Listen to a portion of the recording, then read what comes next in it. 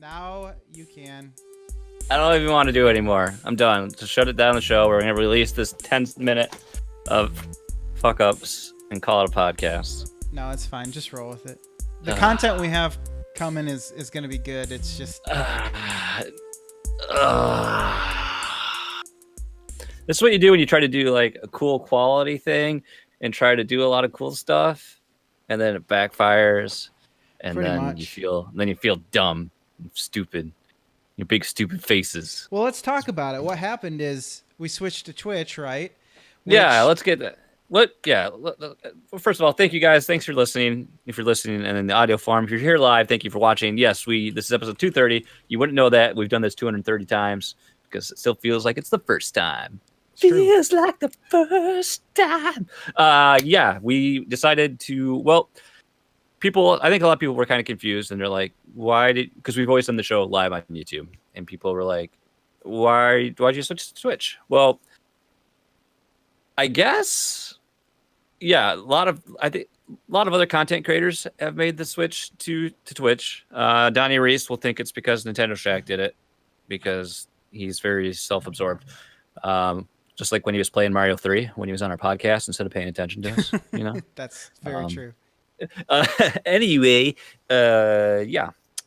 With us and YouTube, whenever we did a live stream, for whatever reason, it would process for a minimum of 24 hours. Yeah, my latest stream stuff was even later than that, I think. So for no apparent reason, well, not a huge deal because we don't use that audio, but it does get annoying now if we're trying to make an effort to diversify our content portfolio, bring you a little more stuff, and streaming is one of that. Well, if we're going to have multiple streams kind of coming up, like gaming and other stuff like that. Yeah, that's going to be a problem if it's going to sit there in a queue for 24 hours, and it just delays the release, which we don't like as well. And I feel like yes, YouTube is good for, I think, a archive, and it serves that purpose. I think Twitch seems to be a better platform for streaming, and just for me, it's like the stream quality even looks better. So I haven't checked it yet. I haven't looked at it. Just for watching in the preview. So, and that could just be because when we do Fluxtaposed streams on YouTube, I always had the Creator Studio up, and I was looking at those stats. So I didn't have, I wasn't looking at the actual, live stream itself. So there's that as well. So here we are on Twitch. I encourage you all, if you haven't already, please follow the channel. We're hoping to beef that up, get that back to, I'm sure we're not going to hit the level that we were on YouTube. We had 130 subs. I don't expect that anytime soon, but we want to get back up there at least. So please give us a follow. I encourage you to do that. If you're listening audio, please check out twitch.tv/Fluxtaposed. That's the Twitch home, and we would love for you to be doing that. So there we are. We're on Twitch. We made it. This is the first show. Expect some rocky bumps as we get the stream and all the back end things set up, which you experience. For you audio listeners, we had an issue. I can usually hear anything Lucas is playing. Tonight I can't hear anything, so I have audio cues when I need to come in with the intro, the open. And imagine being a radio jockey without being able to hear any of the music you're playing, and that's pretty much what was happening. You can't hit your posts if you don't know the music's playing.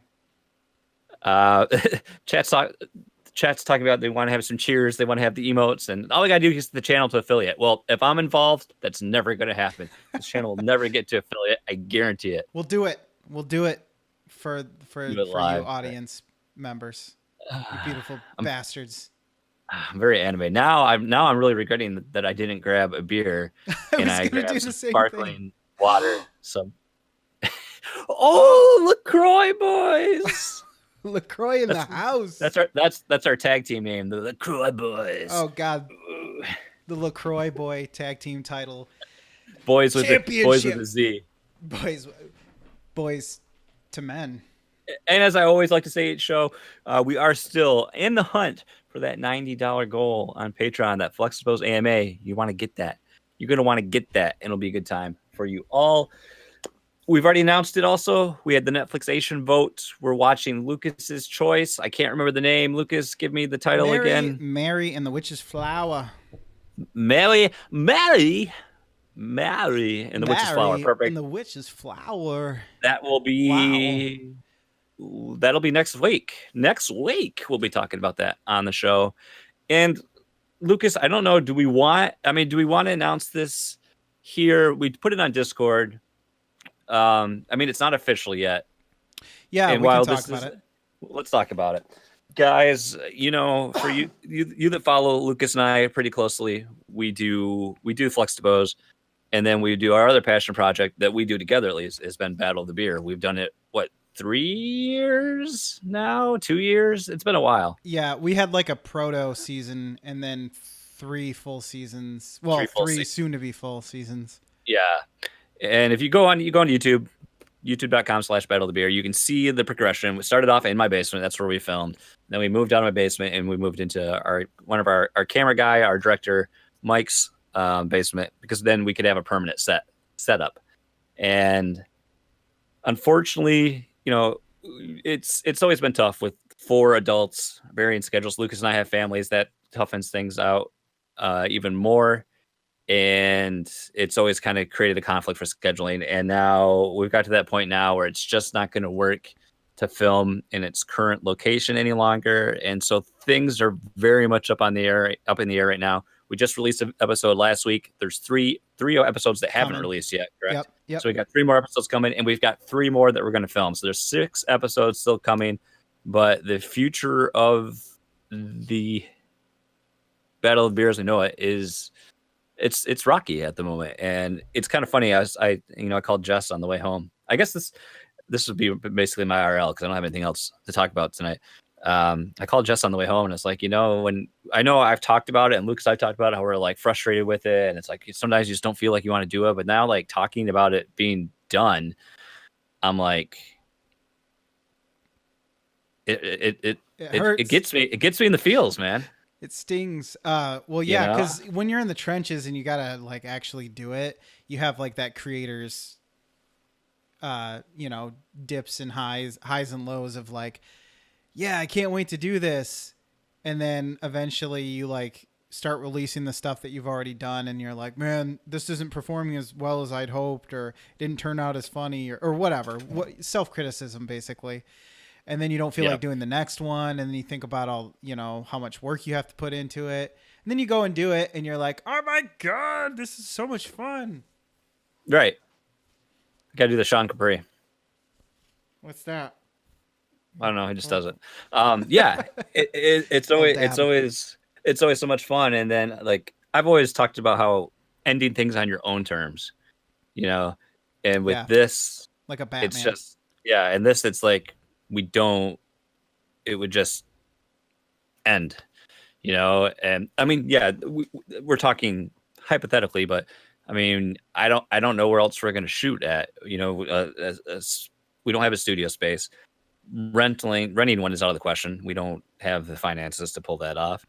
Our one camera guy, Chad, has an apartment. I don't know if Seth's living in such a situation. I'm sure you might have an apartment too. He shares another guy. So we just don't have space anymore. So I don't know what to do. So more than likely, is it gone for good? I don't know. I'd like to think it's just going to be a hiatus, and maybe we can come back after an extended break.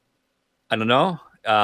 Kevin, friend of the show, Kevin Austin, has suggested that maybe we just do it monthly, at least on Fluxtaposed. Yeah. Which might be a little more interesting since we have video. When we did it last time, it was audio only.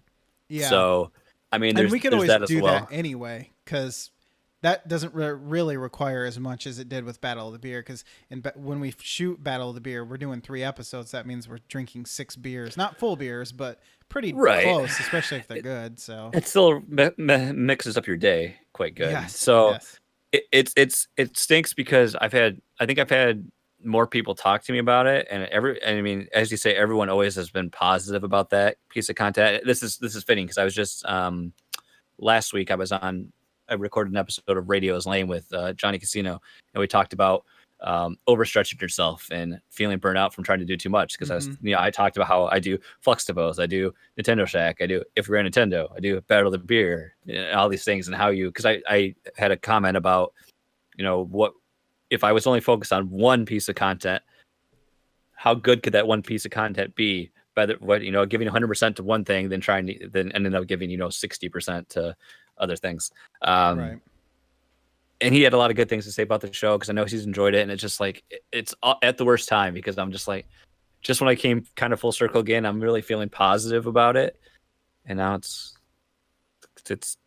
possibly done. You know, it's Yeah, and I don't think it'll ever actually be done until we know for sure that we can't find we're gonna look for other avenues. You know, yeah, I don't think you're definitely not saying that we're just gonna lay down and die. The thing is we're both realists about situations like this, and we've already yeah, tried. The fact is we've already tried to find a new place before because filming in a basement in general is just not a good situation, no matter whose basement we're filming in. So that part doesn't even really matter. yeah. It's just getting space is really difficult, and how many people can say, "Oh yeah, just go use this garage-sized empty room that I have lying around." Not a lot. So Yeah. the private sector, so to speak, is not yielding much fruit in that area. But we also aren't, some kind of entity like you would see out in LA, where they would rent out offices and studios and have a bunch of Right. I creators come mean, together, and then they all pay for it because everybody's working there or whatever. We can't really do that here, so because it's Grand Rapids, Michigan. It's not LA or New York. So yeah, not quite the mecca of production. I mean, there are a lot yep. of creative types in this town, but not Many of quite them like are that where we're at right now. And then they go to Yeah, meetups and greet ups, and they're like, you have to portray that you're not doing as badly as you really are. So yeah. I mean, it'd be cool if we could partner with like something, but I don't know. We've got a lot of talking to do, and I don't want to bog down all our podcasts talking sure. about Battle to Beer, but we'll see what happens. I'm not saying nothing is over. And I know Mike, you'll listen to this too, and I don't want you to feel bad because of you can't host anymore because I understand it takes time out of your day. It creates conflict and stuff like that, and we always thank you for letting us shoot as long as we did. And I know you just gave us the news too, so I hope I don't want to offend you that we're broadcasting this now to a bunch of people too. But I like to be transparent and honest and have dialogues with the people that we care about. And obviously, you, the viewers and listeners, are very much that. So feel free to we'll keep updating here on Fluxtaposed as we do, and we'll see how things shake out. So Yeah. Lucas, what's I got my wife and kid are fighting some crud here, so we're hunkering down to fight off the G viruses. What's been going on? I'm gonna What's get going a on? flu I'll do shot. some chair dancing because Okay. Ryba likes it. It gets the bits flowing. I'm gonna get a flu shot for the first time probably this year. Oh, okay. Like closer to flu season. Yeah. But we were talking about, like you were talking about, fighting off the crud and stuff. And I remember last year I was sick as a dog a couple of times. I didn't have pneumonia, but I definitely was like, okay, maybe it's worth getting a flu shot if we're gonna have just pass the cold back and forth or the flu or whatever. So, well, what's going on here? Not really a whole lot. I just have a couple things to a report and a story. The report is, and I told you this earlier in the health channel, I'm finally under 182 pounds. I've been 182. I started working out at 182, and then, I stopped doing my food stuff, like logging my food and paying attention to that.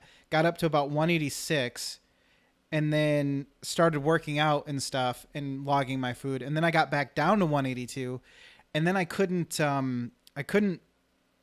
like give it my all anymore. I got into about the 5th week of working out and doing T25, and I just was feeling so shitty, man. I was tired all the time. I was hungry a lot of the time. And one thing I think I found out was that the diet pop was really screwing with me. I was trying to limit my intake of it, but I think it was really messing with my ability to not eat as much. I was craving junk food a lot more than I had been.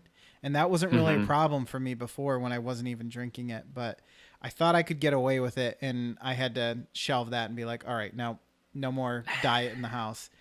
Because I don't like drinking just plain water. That's why I have LaCroix, but this is pretty pricey for carbonated water. You know what I mean? It's Yeah, like $5 for a yeah.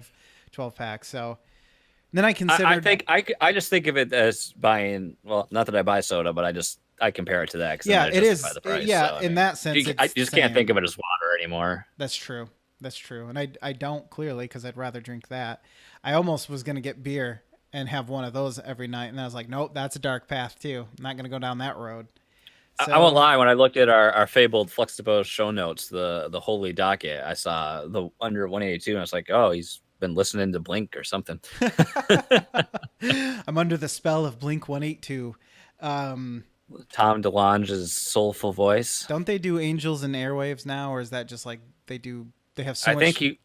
gifts for the Well, that world was to that hear? was like he did like he had that and he had his boxcar racer, his little side projects. And then I think he got really great, like really Like weird, like into Scientology or something? probably. Where are you? And I'm so sorry. I wish I could sing like that. Um, it's amazing they got popular. Anyways, no, not Blink 182. My poundage, my fatty fats. It's an exciting thing for me because that was my last. That was like my big, like I was stuck there for a month, dude. That's tough. Just sitting there. Yeah. So anyway, my whole point was I was working out, and the whole point of the story was that I decided I'm not going to work out because I started feeling like crud. I'm going to talk to the doctor about it. I tried upping how much I was eating. I tried, all sorts of things. And I still felt like crap. I feel great now. I stopped the diet, and I continue to just log my food, and I think that's what did it. So The moral of the story is don't work out, don't. drink beer, Yeah, treat yourself. treat yourself. That's right. And Treat yourself. I mean, I'm surprised. First of all, congratulations. Thank you. I'm surprised I've held steady my initial goal weight without logging and just kind of doing whatever. So I think I have noticed that I will, even if I don't weigh out my food, like for instance, we made tacos, I don't really have to like weigh it out now because I just do the portions that I weighed out. I mean, I'm eyeballing it, but what's an extra like 20 or 50 calories here or Right, there right. for dinner time? I think it's more important that you eat comfortably. Don't, overfill yourself or anything, but don't stuff yourself. But if it's between that and having a snack after 9 p.m., which I'm trying not to do as well, I would rather just eat the extra 50 calories at dinner time and not open a pack of crackers and eat them at 10:30 right before I go to bed or whatever. Mm-hmm. Yeah. So yeah, I'm hoping. So I'm gonna stay the course and see what happens. Basically, if I go sub 180, I couldn't tell you the last time I was under 180 pounds. I was 180 around 185 in high school, so it's exciting. I'm wearing a medium shirt right now. I haven't worn a medium shirt. Well, high school doesn't count because in high school I wore like baggy everything because that was the style, or at least I was hoping so. Did you have a pair of Junkos? Junkos? No, I wasn't cool. I probably had Wranglers. And then the Real other thing, comfortable jeans. oh, yeah, they are. They're doing a lot with denim lately. If you've seen their new lineup, their fall lineup. The other thing is, I was doing my work. I was listening to advertisements, and I had a new one come up. It's called Robinhood. We are not sponsored by Robinhood. I'd never heard of this before before doing the work, but it's an investing app, and I've always been interested in investing in stocks. Does it steal from people and give it to poor people? I wish, but Oh. no, I don't think so. I mean, maybe if I try to get my money back, I might not be able to. I guess I don't know. So I was like, now the reason why I went with this is because there's no minimums. Like I've looked at some other stuff and you have to have like a minimum of $200 or something like that. And I've always wanted to just do like $10, like nothing serious. Obviously I'm not putting any money into Apple or anything like that, just to try it out, just to see what happens. Just go crypto, bro. Oh, the buy-in for crypto, like if you buy it, is like $6,000 or something like that. So maybe not Ethereum, but Bitcoin was. So yeah, if you can check it out online too. And I bought like 3 stocks and I'm just following them. And now I feel like I think it was an episode of Seinfeld where they get in a stock trade and he can't stop checking the newspaper. Yeah. So like, Is that the same? Is that the same one where they have his buddy is the investor, and he's like allergic to the sweater, and so every time he's around, he's like, and they think he's like embezzled, took their money and bought that's right. Yeah. coke with it instead. Yeah. I think so. You can buy $10 worth of crypto. Do they just like break off a chunk? Like here's your 1/100th of a Bitcoin. Servo gave you the crypto hookup. He knows the crypto. You know, he lives on the gray line, you know, somewhere between legal, illegal. You know? I like to think that, well, I mean, he's a gumball like robot, gumball machine like robot. If you need something unsavory done, he might know somebody. Oh, he won't do it, but he knows a guy who knows a guy. He's got connection. Yeah, he's kind of like he's your connection to the black market. Yeah. I see. And He's a good guy to have in your corner. It's true. Because Lucas, I encourage you because he put up a challenge to us. We didn't talk about this. He put up a challenge to us to watch. Oh yeah, a movie called Manos, The Hands of Fate, and I did. I watched it on Friday, and I tell you what, it was some of the best. I didn't watch the official movie.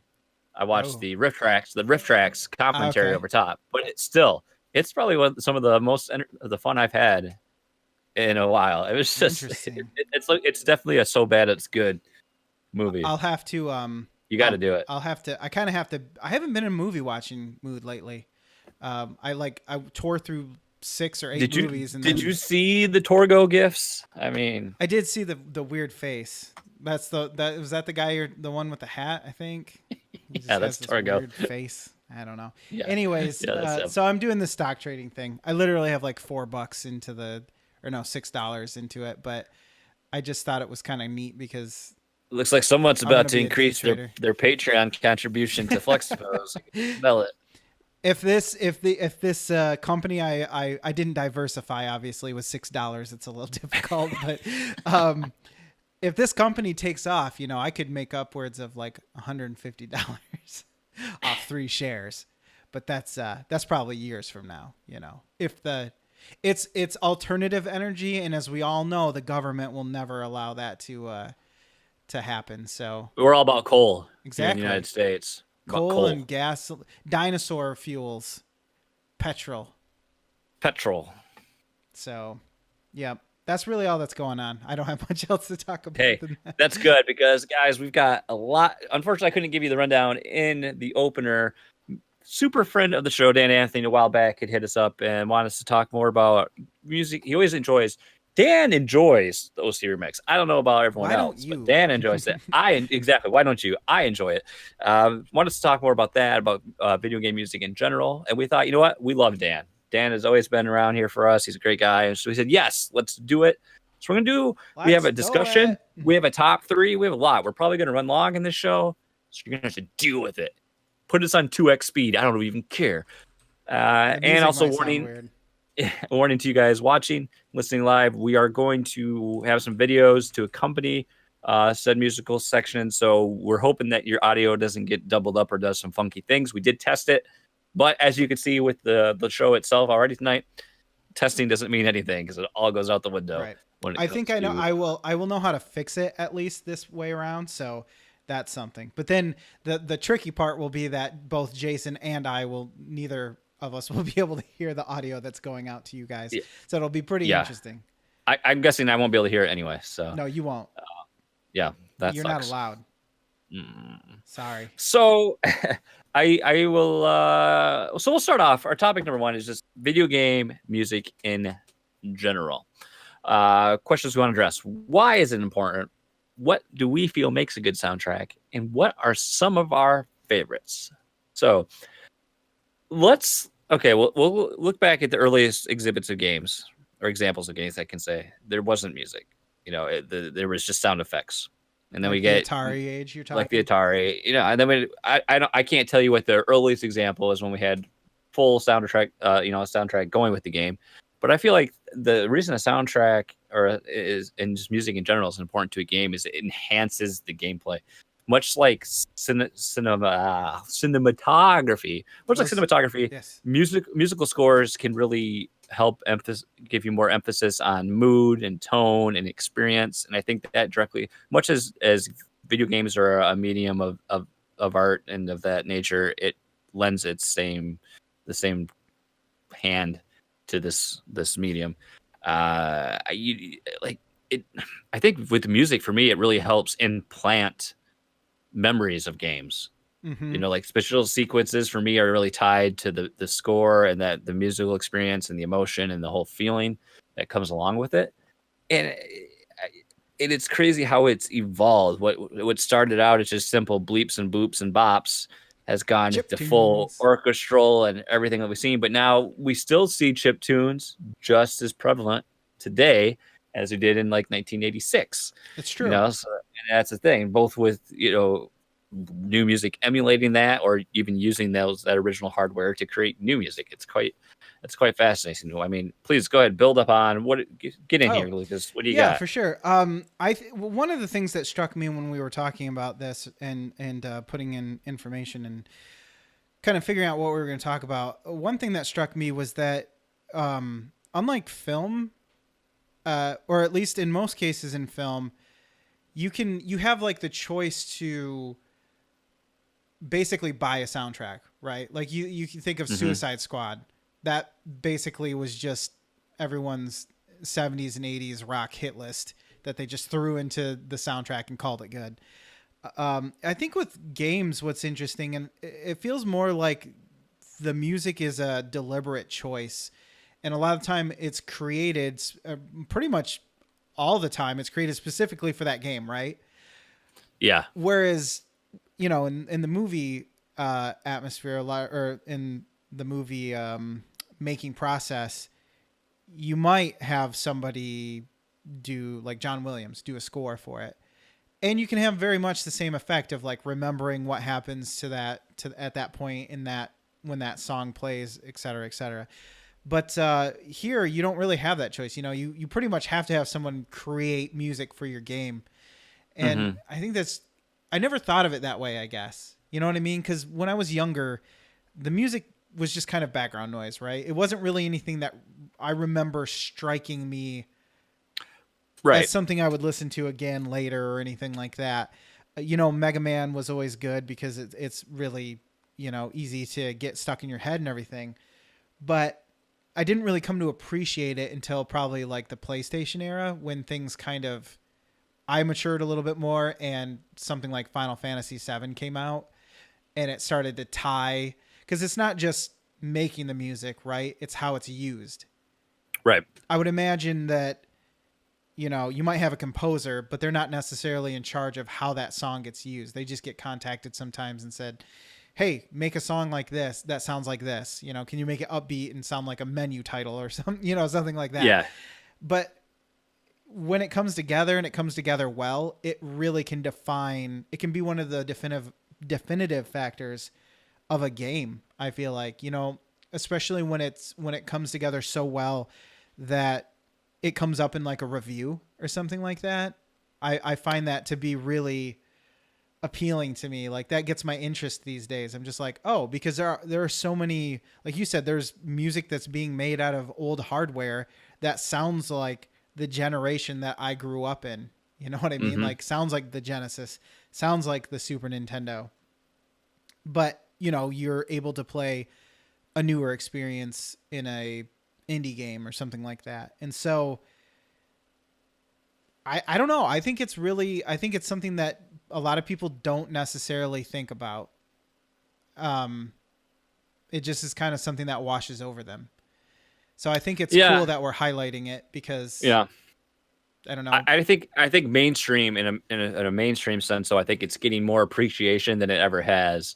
Yes, at least true. in terms of video game composition, or music composition and presentation. That's getting more recognition than it ever did at any point in time. Because I think some of the music that we see in games rivals anything else. In terms of its complexity, its talent, its overall effectiveness. I think it rivals anything that we see from film, or in some cases maybe even in popular music.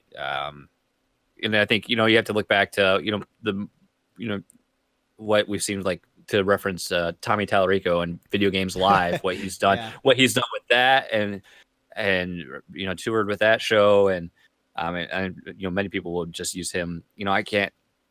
I'm sure I've heard a ton of his stuff, and nothing like immediately jumps out to my head, but I mean, he's from the 90s. I mean, did a ton of scores for games, and was a very popular arranger of music for games. What do you feel? I think we kind of touched on this a little bit. What makes a good soundtrack? I think it has to ebb and flow with the game. It can't overpower the game. It has to kind of, yes, serve as a supporting piece, but at certain times it does need to take center stage. But I think for me, it fits the tone, the mood of what I'm playing in the game. I think it's really great what we've had, with modern technologies, when, the music is able to respond instantly with what you're experiencing in the game. Environmentally. They can environmentally track it, and it responds to the action on the screen. While before, you just have the looping track, and that's what you get. But in some cases that works as well. It enhances the gameplay. It follows you in your journey through the game. But I think, it needs to have some variety, too. And yeah, the music can be good, but if it's implemented poorly in the game, that's an issue. Like in games that you can involve frequent deaths, and it has to reload the music every time. That is, it starts over while, the one switch you could have is the music continues to play, and it doesn't loop in that sense. And I can give a current example too of something that wasn't implemented very well, because it's kind of tough. They seem to have it down a little bit better, and so it's more nitpicky.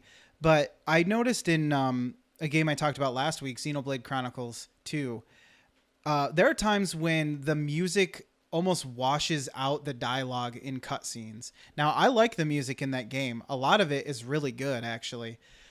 But the way it's been implemented, especially with the sound design, because the sound design is pretty... like, there'll be times where characters walk across the screen and there's, like, no footsteps or anything. So it sounds really bare when you just hear this really loud cutscene music. That's good. Yeah. But it's also detracting from everything else that's happening on the screen. And I think that's like a good example of implementation where I'm thinking about the music and I'm going, this is getting in the way of what I'm doing. Not like terribly so. Like, I didn't shut the game off and go, oh my God, this is garbage. But it was noticeable. And that's always a problem. You only want it to be noticeable when it's good. You know what I mean? Right. Yeah. So I think, to that end, that also, like you said, the way it's implemented can also make or break a soundtrack. Yeah. Yeah. And I think that, and then in some cases too, it's good when maybe you don't notice the music, when it blends in just that well. Like, I think, it's a term that, the talking heads of football uses, like, like for instance, like a lineman in football. If you don't notice them, chances are they've played really well, because it's usually they're only going to it's when they make mistakes that you're going to notice them. So I think sometimes, some cases you can make that same argument. There's been, Netflixations we've talked about where we know we like the music, but there wasn't anything specifically we could pick out to say why, because it just was constantly fit what we were watching on the screen, fit the mood, fit the scenes. I remember there was one specifically that I did not like the music, and I brought it up. I can't remember what movie it was, but I remember thinking this music did not fit at all. What was happening. So, I think to some extent, games make that same way. But I think it's important to have, some variety of the soundtrack, and much like the game, I think the soundtrack needs to take us on a journey too, and it can't just be in your face all the time. Well, like counterpoint is we can say, like, Doom, the music for the most part is in your face all the time, but the way it's implemented of being in your face is fantastic. Well, and a lot of those songs have ebbs and flows within one song. So it's nice that there's like, to contrast that, you would say like an older game like Mega Man. You start a level, it starts back up and every just time. Go on. So you got to make sure those songs are catchy and that people want to hear them over and over and over. Right, because if it was repetitive, I mean, it is going to be repetitive, but it was a bad repetition. that's gonna be a problem. Yeah, if it was like Again, 4 bars to use long. Doom as an example, that's been one of the earlier standouts to me in recent times, where I felt more powerful in the game because of the music. Like it really just got you amped up.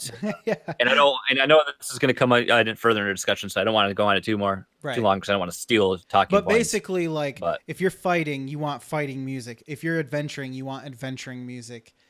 I mean, that it sounds basic to say that, but sometimes I think that stuff can get away or not even be implemented. That's also kind of an unfortunate thing, is when sometimes there's no music implemented that you feel like could really help break up the boredom. And when music is just fun, I think some of the best musical themes we've had in gaming sometimes comes from, I hate to be a homer, but comes from Nintendo with like the especially on the Wii, like the Wii Shop, the eShop music. Yeah, and just nothing sounds like Nintendo does it. Like Nintendo has its very specific sound. Yeah, I mean that's why I loved. Oh gosh, what was their first mobile app called now? Mitomo. All the music Mitomo, fantastic. Loved it. Loved it so much. It's bright and cheery, much like the games are, or the apps or anything they make. Very whimsical, I think, in nature. Yeah, I'd agree with that. Well, I think it's time, Lucas, we share some of our favorite music. And I have to say, we've done a few top threes now on Fluxtaposed. This is probably the hardest one I've ever done. I was fighting in my list. Yeah.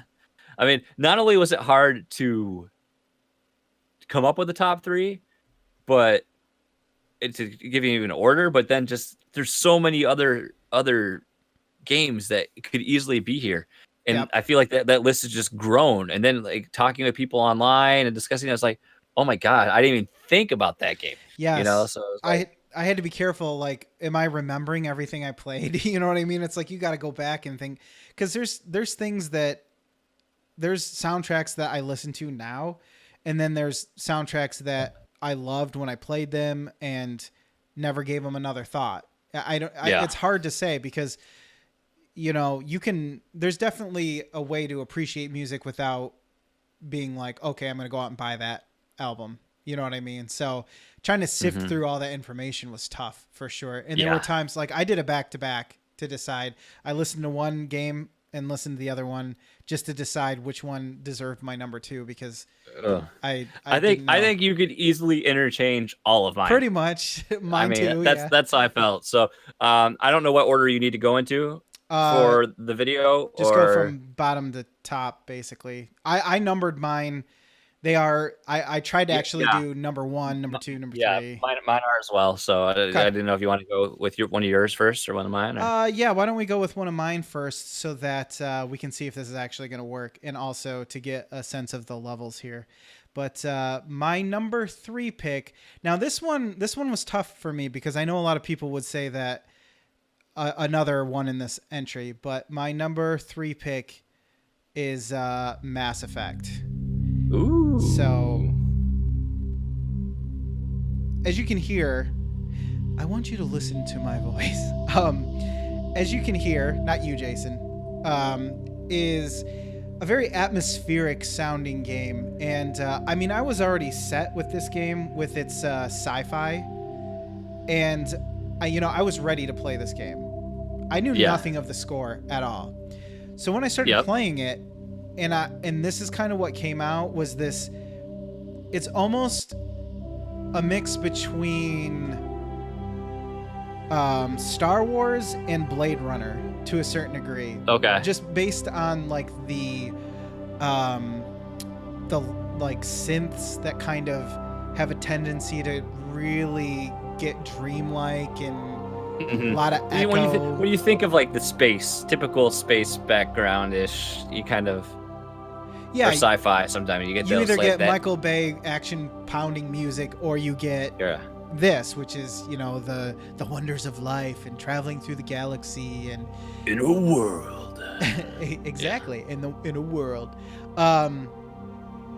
And the reason why I picked number 1, because a lot of people would probably say that Mass Effect number 2 took it to another level and maybe did it a little bit better. I feel like with this one, I actually have more of a tendency to listen to the individual tracks, especially that first one was called Vigil. This next one, I don't know what it is. Maybe it was the amount of times I had to hear it because it's on the Citadel, and it's like the Citadel in the game is broken up into different sections. So oftentimes you'll end up wandering through multiple places, and this music will start playing. But going through this game, sitting down and playing through it and actually beating it from start to finish instead of like what I usually do, where I have a tendency to stop in the middle of playing it and then come back to it later and be like, what was I doing? A lot of this music stuck in my head, I guess, because of that, because I went through it so quickly and experienced all of what there was to experience. So for me, Mass Effect, I won't say I love every single track, and that's probably why it sits at number 3, but and I can definitely say it's not for everyone. This is kind of, I don't want to say a guilty pleasure, but basically a guilty pleasure pick for me. Yeah. So yeah, I don't know. For me, it might not be a popular choice, but for me, it felt like the right choice. So that's why I picked Mass Effect. That's why it's your list, man. It's all about. I'm pretty sure I don't have popular choices, so it's okay. I don't know. One of your choices I almost picked, but I would agree with one of yours as well. So at least I can say that we both kind of had that same experience. Okay. Well, coming in at number 3 on my list, I don't remember how I first stumbled across this game, but I think it's even mentioned in the title screen or in the menus that play with headphones, turn it up, and that is Sword and Sorcery, Ballad of the Space Babies, the Super Brothers EP, whatever the name is. It's a mobile game, released everywhere. It's coming to Switch now, and it's the typical things that always attract me about games like this. It's got those chunky pixels, but it has just this fantastic soundtrack made by Jim Guthrie. Was it Jim Guthrie? Yeah, and you actually gave me this album for on vinyl for a birthday gift. I did. I wish I would have bought myself one. Yeah, it's just great to listen to. I remember just going on Spotify, listening to it all the time. I just love the balance it has. It's got like this. I don't know one like specific thing I can pick out about it, but I just like the music. Well, going through and picking out, because I picked out like 3 songs to feature in each video, which clearly I made them too long, but anyways, it's fine. Is that there was a lot of, okay, it just randomly stopped. That's unfortunate. There's a lot of variation in the music that plays. It goes from like this dreamy, like what you were just hearing just now, to some kind of plucky strings and like sounds like a broken banjo, and and there's some weird, I guess, a lot of eclecticness to it. Yeah, like because you've played this, right? Haven't you? Not all the way through, but I have played it. Yes. Well, like the sections where where it switches to like the B side of the album, and it's got like that synth heavy, driving melody that comes in. It's just really, I don't know. It just really was a great thing to listen to. I think that's something like this game. I've listened to this going to sleep sometimes, especially the first few songs. Okay, so like the game, like the game soundtrack, like the game itself is not like the most amazing thing you're gonna play, but I think the experience with the music, it was just fun to like listen to, and I almost feel like in a way they're trying to push this as like an interactive album almost. Your journey, your journey is to like experience the music, not just the game itself. So before it loops again, let's move on. I had to. You know what sucks about that is I found out why, because that kept happening on the last few I did. It's because my drive filled up because I was exporting all these videos and I didn't realize it because I was literally doing this at the last second trying to get it all done. But anyways, so this is the number 2 was the one that I struggled with because I had 2 games in mind, both of which I listened to the albums here and there frequently throughout my life. Like I've experienced them both around the same time. And that game is Streets of Rage 2. And the reason that's what's playing right now. The reason why I chose this one, because it was between this and an honorable mention of mine. And the reason why I chose this one, from this era is because when I listened to them back to back and heard what this guy did, I can't remember his name, Akira something. What he did with the Genesis chip is just amazing. This is straight ripped from the game. This is what it sounded like. And you listen to any other game of that around that time period besides another Streets of Rage game, especially on the Genesis, because it was always being kind of pooped on for not being able to do much other than like guitars, basically. Yeah. And no other Genesis soundtrack really sounds like this. Like this straight up sounds like early 90s Eurobeat music. It's good. Straight from the off the CD shelf, so to speak. Yeah, that's a solid pick. I always like Streets of Rage.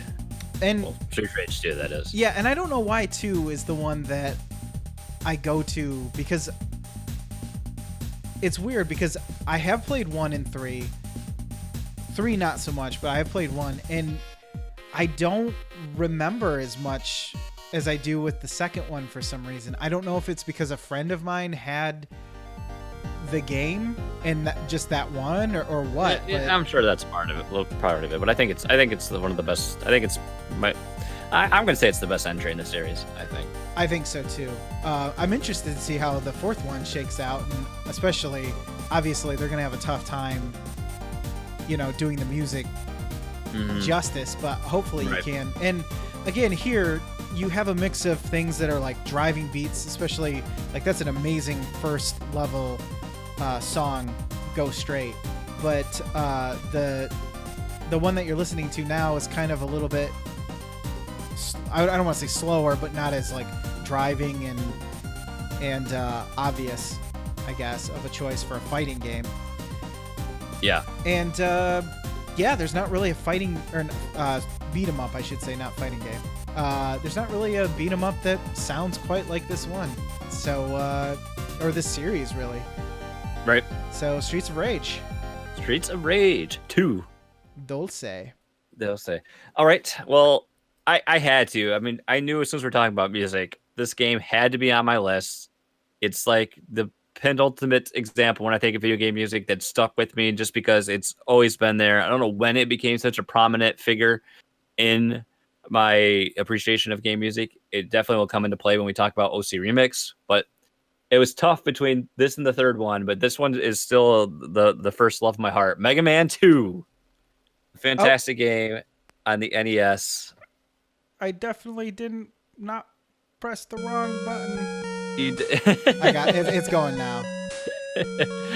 This one was tough because much like most NES games, the music does not go for very long. Like back in those days, they were like a minute and a half. So I had to like either shorten the clips or stretch it out. So I mean, just from like the intro, I think that the intro to this is iconic. It's got that slow ballady introduction, and then then you got that little riff, and then it really kicks up the tempo, which just sets the pace from this game. I think every boss level is unique. It's a different theme. It does something a little more push, especially this is on NES hardware. Pushes it a little further. Yeah. They help really drive the action and the nature of the game. Each boss has its own unique theme, and they all feel different, feel fresh. What's interesting about that is I remember when I started playing Mega Man for the first time, I thought, why are the bosses' themes the level theme for the boss? Because you would think that the music would play for the boss and not the level. Yeah. But the boss music is the same every time. Yeah, the same boss encounter.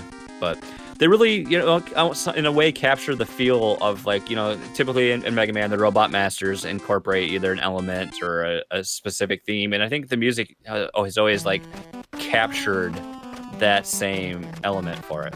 I had just recently played through this on the NES Classic, so maybe that's why it's fresh in my mind again. But there's every song in this game I love, from the intro to the credits to the Wily stages. And it was just hard to, just pick, you wanted me to pick a couple from this game. It's like, oh gosh, I don't, what do I even feature? Because they've all been special to me in a way. I love the I love remixes of this. I love covers of this. Bit Brigade, the mini bosses, Neskimos. I mean, so many bands do a great job with these themes. And even playing future entries in the series, I've come to love that music. Like playing Mega Man X, I was like, man, I didn't realize how much I liked that soundtrack. Mega Man 3.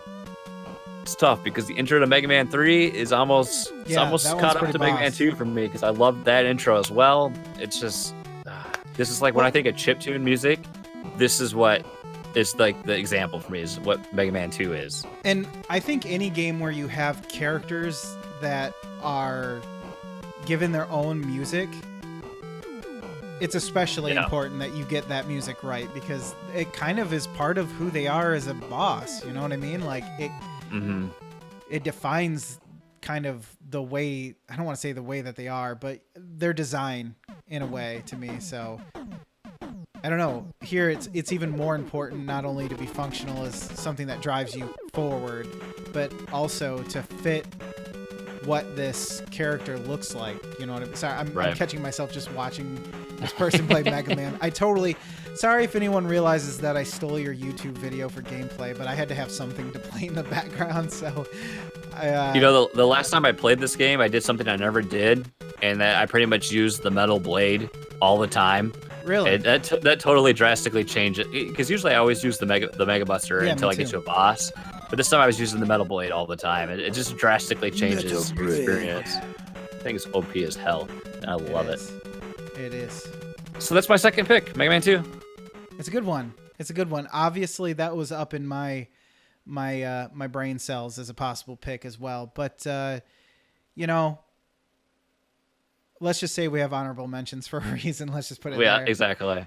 So my next one, I mean, we don't really need an introduction, and it's kind of obvious as to why I picked it. Just turn the stream up. I'm turning this stream up. If you hate metal music, then I'm sorry.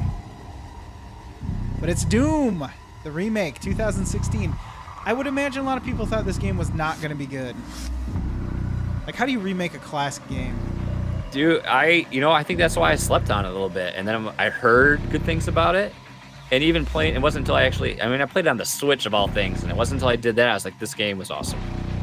I can't wait for the next one. It's, in a lot of games, you'd probably get knocked down some points for going through the entire, like, open up a room closes off, you fight a horde of demons, and then the room opens up. Like, that's a really classic thing to do in a new game.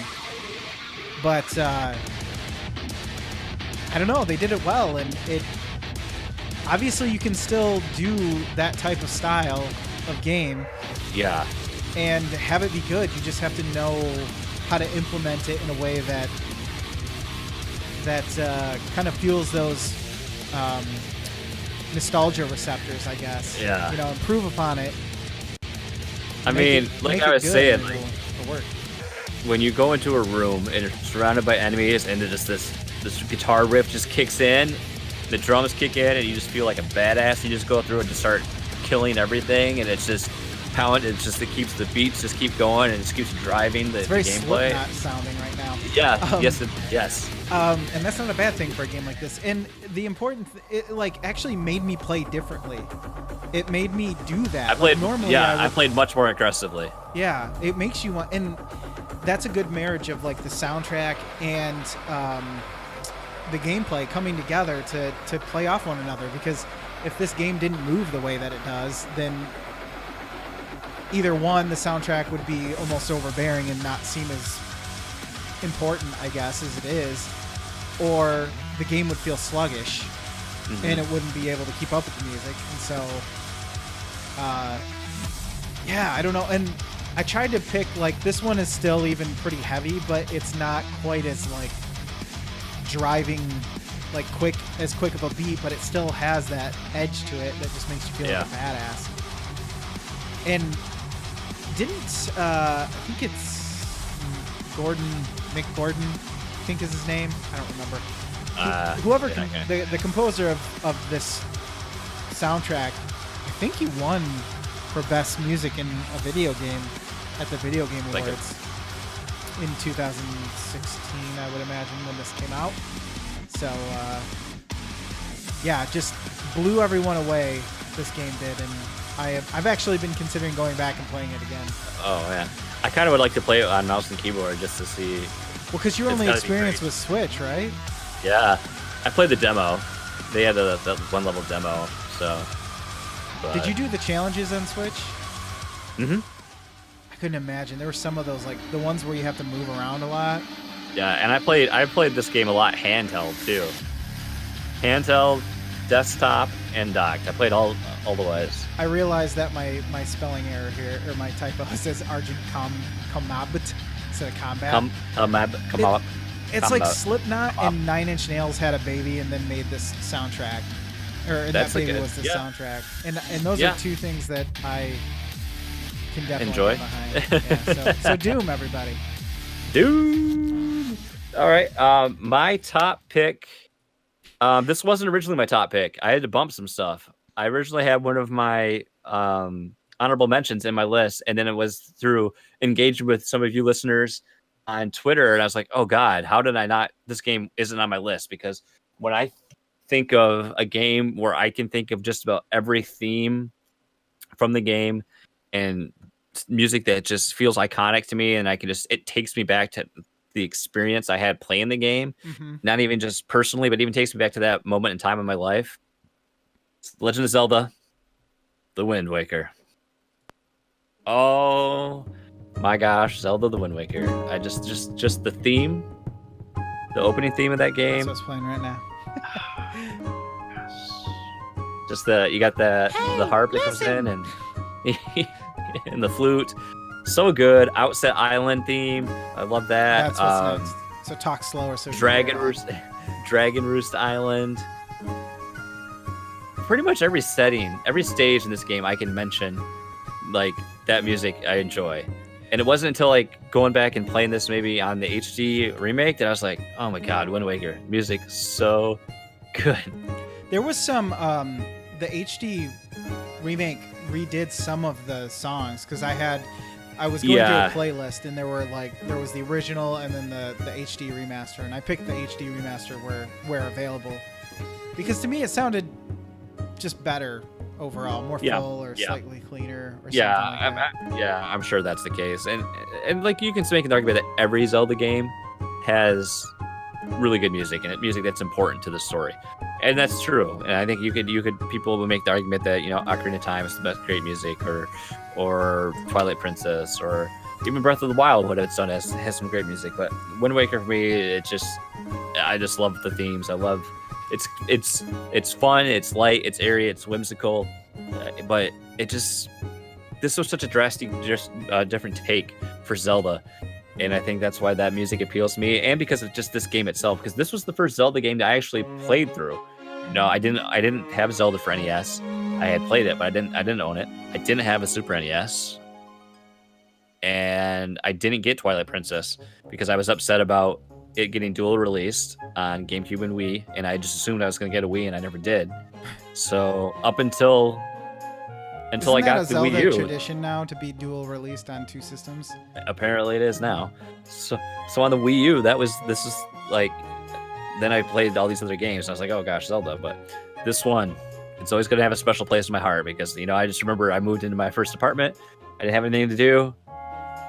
Didn't really know anybody. You hadn't moved in yet, so I'm like, well, I'm gonna play Wind Waker. That's what I did. It's funny how those it seems like a time that you wouldn't remember anything, because it's just a time when nothing really is going on. But you had this game, and this music, I would imagine, puts you right back to that time. Oh yeah, I can still, just hearing this, I can picture sitting on that crappy couch in that tiny living room on my little TV playing Wind Waker, and it was a great time. So, you know, you can say maybe this isn't the best music, but for me, since it reaches back to such a time in my life, or in memories, that's what elevates it above all the others.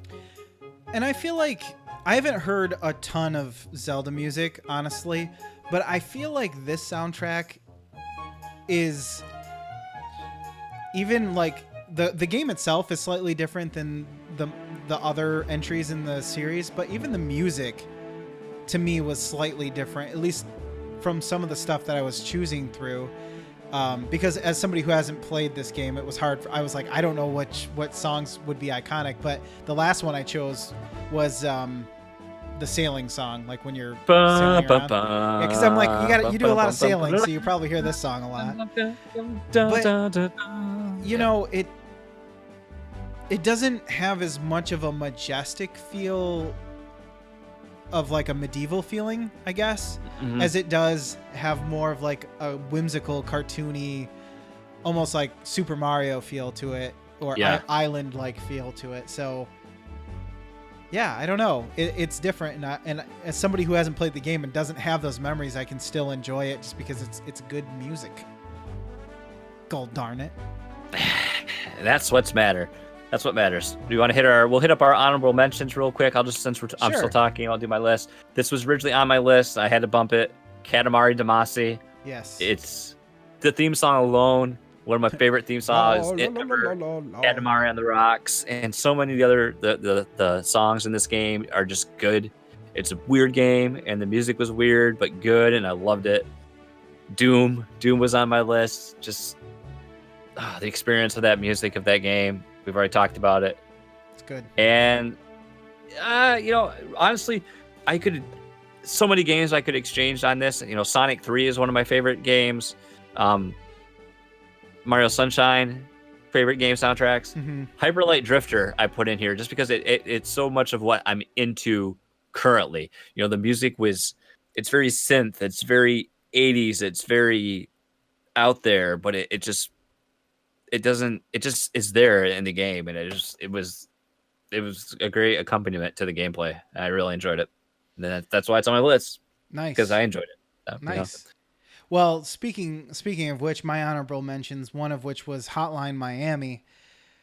The reason why I didn't pick this to be higher is because I think the soundtrack was cultivated from music that already existed, and while that is a good skill and it is also hard to do, that would open the door to something like Grand Theft Auto Vice City, which is just regular music that is put into a video game. So I just kind of wanted to make that clear distinction for this specifically, and so that's why it just gets an honorable mention. But man, some of the songs in that game are just much like Doom, just go really well with the mind-numbing violence that you're committing as you're hearing these massive beats just blowing up your headphones. That's why I wanted to take the cheaters route. I was just going to say Super Smash Brothers Ultimate because it's got everything. Nice. My other two were Chrono Trigger was the one that was possibly going to be number 2 on my list. That's a game that I remember listening to the music before I remember actually playing much of the game. I don't remember how I came across it, but maybe from somebody else I knew was playing it, and I just would look up the music or like the MIDI files and stuff. Yes, I would listen to the MIDI files of all, not even rips of the original music.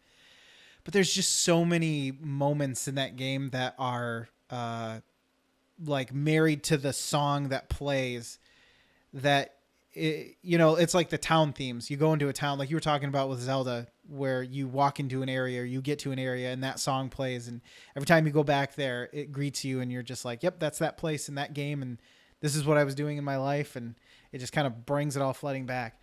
And then lastly, this is something that I didn't really realize that was in my head until after the last few years, where like sci-fi cyberpunk stuff kind of got a resurgence, and that's the Genesis soundtrack of Shadowrun. There are, admittedly, it's not like the best soundtrack, but I think at the time it did more for that genre as it concerns music than it probably should have as a game is concerned, because it has a niche audience, I think, but I think most people agree that it's kind of one of the first open world games, and it was on the Genesis, for goodness sake. So it had a lot going for it at the time. But it's just kind of one of those things that is really hard to grasp. Even as a kid, I remember like, I don't know what to do. What's an open world game? I don't understand. So. Lapis Princess. And like you said, we could go on forever with honorable mentions, but instead... like Celeste, that could have easily been in my list. Oh, That's that's a got good one. fantastic music. The Messenger has fantastic music. There's a bunch of Axiom current gen Verge games too. has some pretty good music that I've experienced It so was far. so hard. Should we And go?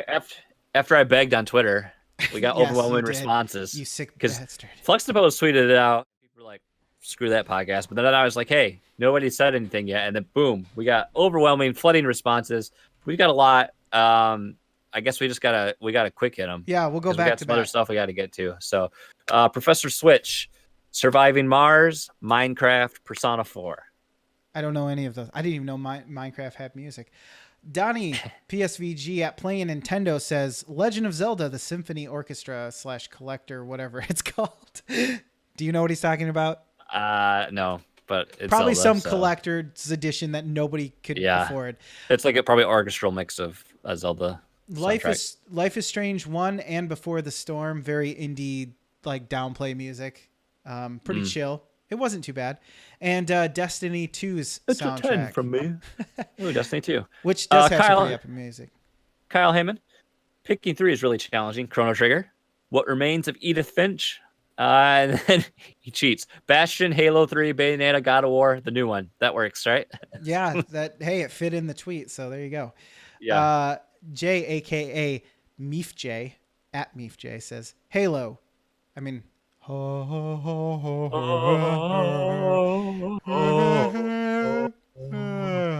sorry, I was just yawning. Banjo Kazooie. That's pretty good pick.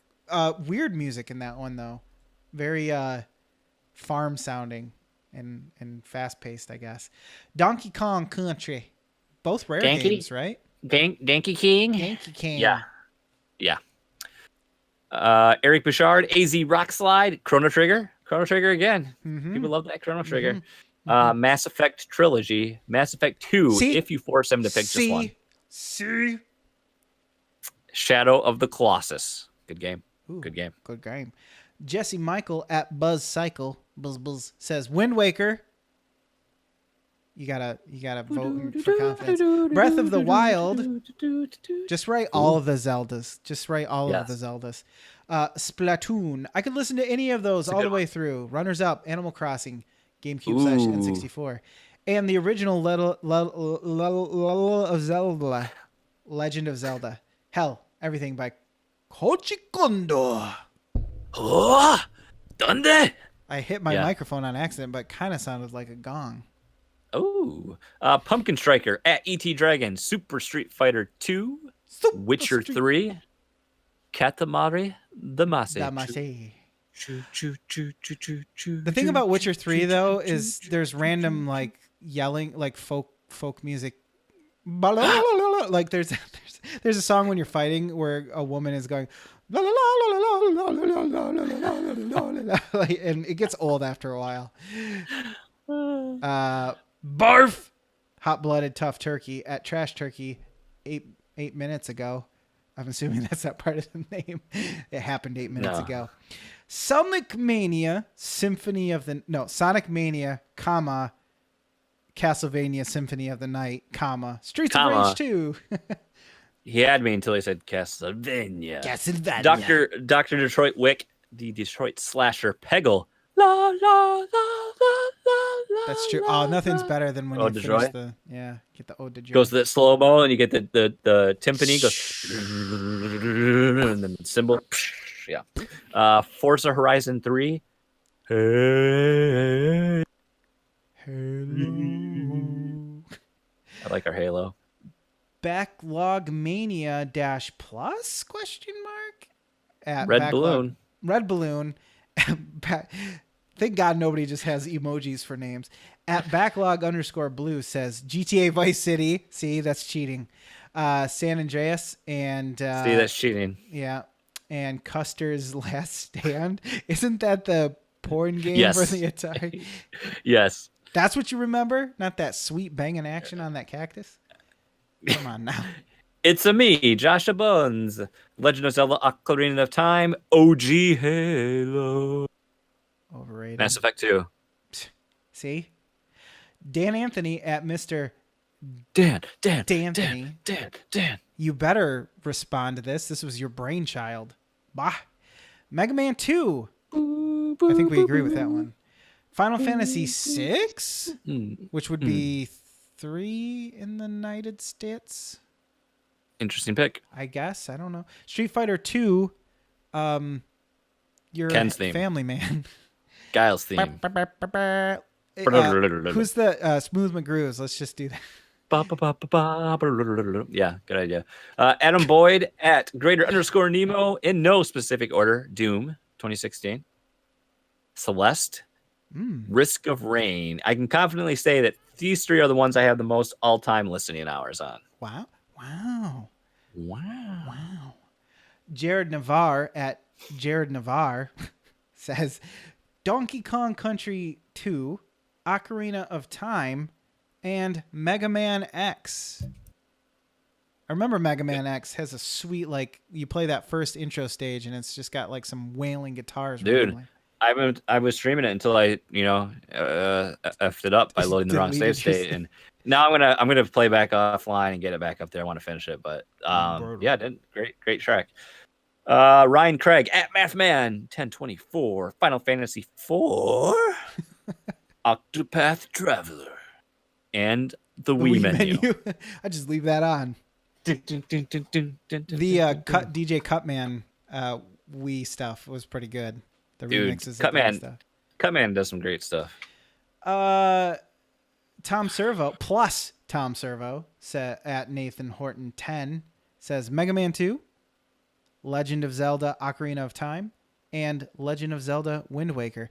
Nobody says Twilight Princess or Skyward Sword. Yeah, I mean, Skyward Sword I never played, but Twilight Princess is like different because I don't think the music, while it's great music, it doesn't quite stand out to you because it's so drastically different than what we've seen in Zelda themes. Aren't you in like a crappy? Aren't you in Hyrule Castle, but it's been taken over by ghosts for like most of the time, so it's all dreary and dark, and then you turn into a wolf. And I didn't play very far into it. Twilight Princess, yeah. So yeah, thank you everyone who gave us a top 3. We appreciate your contribution. And finally, to round this out, Dan gave us our Overclocked remix, and boy, it is good. How we want to talk about Overclocked remix a bit, and I'm sure we've mentioned our history a little bit here and there on the show, but specifically, how did we find OC remix? What do we like? What makes this important? What are our favorite tracks that we've played here on Fluxtaposed? And I think I still have to go back to the way I found Overclocked remix. I'm about 99% certain it was a banner ad on nuclearpower.net, which is a website that still exists. But at the time, it had a very popular comic strip called 8-Bit Theater, which was a comic that told the story of Final Fantasy, the original, essentially. And for years, this went on, and that's what I watched. I went to Penny Arcade, 8-Bit Theater, VG Cats. Those were my webcomics I always went to, and I'm almost certain it was a banner ad for OC Remix on 8-Bit Theater's site on nuclearpower.net. I'm almost certain, and that's how I found it. And then I was just like, wait, they're taking the music but making it different. And it's funny how and I originally I think I only went through and I just downloaded Mega Man. I just downloaded every Mega Man song, especially because I was like, oh, this is a trance or a techno mix of Mega Man. Yeah. That's what you're into. And then it got to the point, it was like every day, that has, new releases on the front page. And I was just downloading. I had every single, throughout the course of the history, I've had the entire catalog of OC Remix on my hard drive. You had a really big folder of video game music, because I remember pulling it over on the network and it took like a half hour, which if you're directly connected, that's a pretty long time. And we've talked about it, and I don't know if I did help introduce a lot of people in this community or other podcasts, because I know a lot of other shows are pulling music from OC Remix for their guests and themes. I know Sean uses it. I know Johnny Casino uses it. And a lot of the Backlog Busters pull from OC Remix. I don't know if we're the, if other people had just heard of it too, or, we brought that segment into the show as a way to not only break up the show, but kind of give us something different that other podcasts weren't doing in a way. It's like sharing a mixtape. Yeah, we want to try one song at a time. Right, we want to try to diversify ourselves and stand out a little bit. And maybe I don't know if us always preaching OC Remix help get other people into it. If we did, that's great. I'm happy that we did. I'm not trying to say like, oh, we're the OG, we're the original. No, I want to say I'm hopeful. I'd be proud to hear that if it was us that helped turn you on to this website or helped discover something else. So I love OC Remix for what it is, and we've interviewed Larry OG from OG Remix. I kind of dropped the ball. They got busy, getting a new album out. I haven't talked to DJ Pretzel in a while, but I'm sure we can still get him on the show for a future sit down. He's the original. He's the founder. Yeah. Larry, David Lloyd, DJ Pretzel. He founded OC Remix, so he's the OG. Callow says, "Don't be humble. They all followed in your steps," in all caps. So, thank you, Callow. We appreciate that. So I want to fact check that, but I guess right. And if I had to say, like, I mean, and Lucas would just say that it's through me. Yes, through that. I didn't know about this until you showed it to me, which is funny because I read the VG Cats comic, which I think I also found from you. You were basically my big brother at the time because you were the only other person who seemed halfway normal that I knew, but was also into the same stuff that I was. So I was like, oh, Jason likes VG Cats. I should get on VG Cats. I must like it too. My friend John just likes comics when they involve tentacles and naked women. It's true. I don't like them. He had a lot of books you got to read backwards. What the hell? Why do we like it? What makes it important? I like OC Remix just because I've talked about it I listen to it pretty regularly. I'm on their Discord server, but if I'm caught up on podcasts, it's 50-50. Either I go to my Spotify and I hit my Discover Weekly, or I stream. I go to Rainwave and I just stream OC Remix because I kind of like to keep an eye out for new songs to play on the show, but I just enjoy it.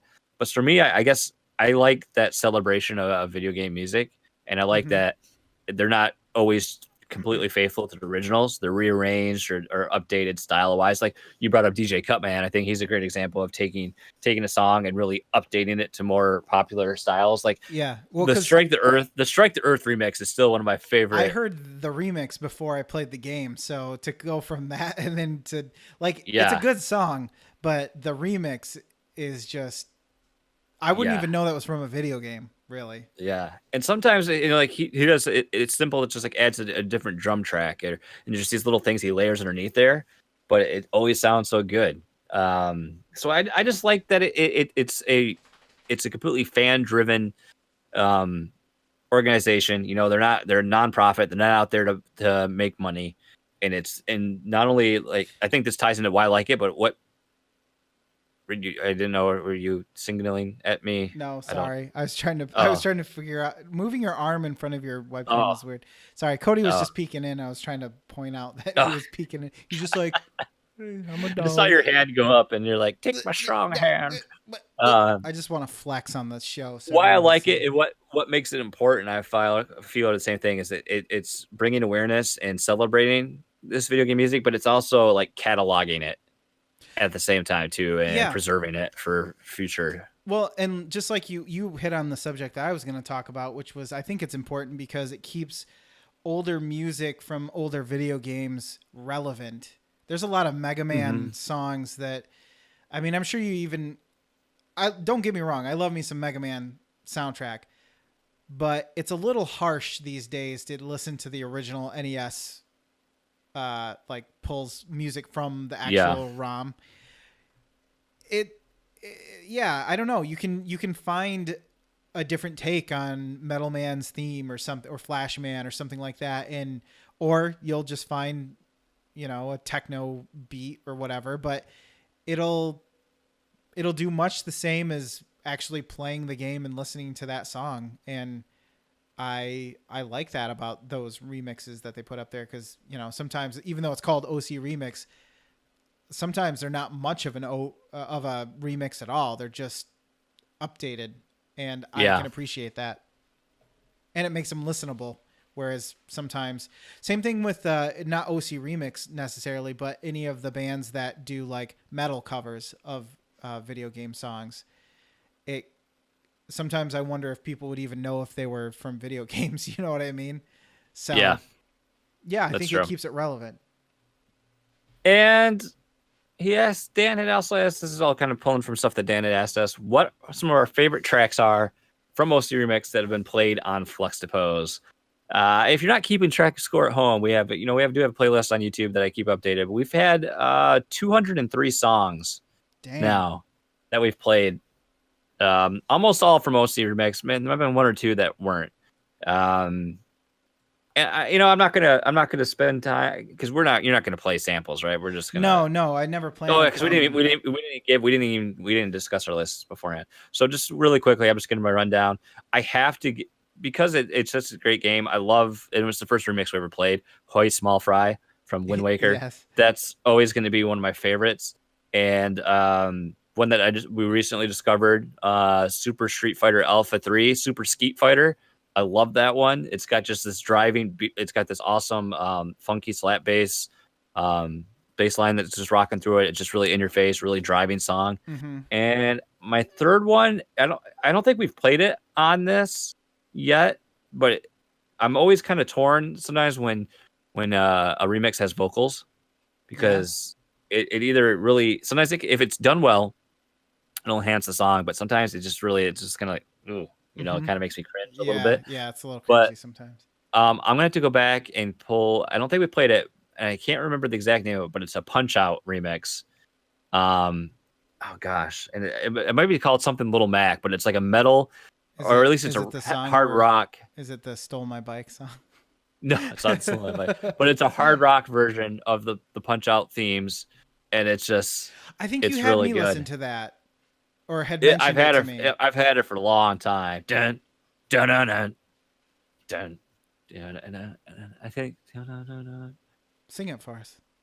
I can't remember if it might have vocals in that too, but that's a really good one. But if I had to go back to our list, I would have to say pretty much anything that's on the Chrono Trigger jazz album, because those are all sweet. Those are very solid picks. Unfortunately, I didn't have time because I was working on those damn videos, but I can pull out. You were talking about I don't have like a top 3 list, but you were talking about vocals surprising you in these songs, and I don't know. Do you remember the Castlevania one? I think it was that I said that it sounded the Linkin Park one. No, the other one that sounded like maybe Linkin Park, but I thought it sounded like that band, and then I wasted time trying to find it. And oh yeah, that was just a few episodes ago. Yeah, Electro Killer, I think is what it's called. Yeah, I actually kind of liked it, honestly. Obviously, Burning the Clock Tower, or This Wicked Heart of Mine, or those are our most recent Castlevania mixes. Okay, it's one of them in there. I don't remember. Obviously, anything Mega Man related, I will always listen to. But yeah, I mean, basically, you just go on there, think of a video game, and find out how many remixes are for it. That's usually what I do. There's some pretty good You know what? I forgot to. Undertale should have been an honorable mention of mine. Ooh. But yeah, I don't know. I can't really pick anything specifically. Luker, number 1 top favorite. Luker.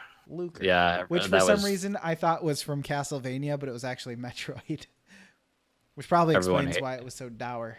Everyone hated that one. Yeah, but then we have Luker. That do we want to take an overclock remix break, or we just want to keep going through the show? I think we should probably, unless you're. Well, I have no idea what. We've played some music. I don't know what our runtime is.